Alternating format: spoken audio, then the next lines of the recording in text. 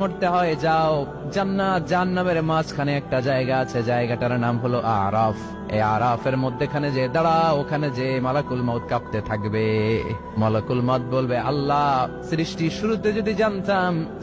শুরুতে যদি জানতাম সবাইকে মৃত্যুদান করার পরে, রূহ কবজ করার পরে আমাকেও মরতে হবে, তাহলে এই কঠিন দায়িত্বের ব্যাপারে আপনার কাছে ক্ষমা চাইতাম। আজকে আমারও যে ভাগ্য বরণ করে নিতে হবে সৃষ্টির শুরুতে, আমি এটা কল্পনাই করতে পারি নাই। আল্লাহ বলবেন, নো টক, মুত ইয়া মালাকাল মাউত, মরে যা, মরে যাও। বলার সাথে সাথে মালাকুল মাউত এক বিকট চিৎকার হাঁকিয়ে মরে যাবে। মালাকুল মাউতের চিৎকারটা সেদিন এত ভয়ঙ্কর হবে, বিষ্ণু ঈসা ইসলাম বলেন, ওই চিৎকারের আওয়াজ যদি পৃথিবীর মানুষেরা কান দিয়ে শুনতে পেত, তাহলে কিয়ামত সংগঠিত হওয়ার জন্য আলাদা করে ইসরাফিলের সিঙ্গার প্রয়োজন হতো না। ওই চিৎকারের আওয়াজে প্রতিটা মানুষ কানের পর্দা ফেটে ওই জায়গায় লাশ হয়ে পড়ে যেত। এবার ডানে বায়ে সামনে পেছনে উপরে নিচে কেউ নাই, একজন ছাড়া। জোরে বলতে হবে, তিনি কে?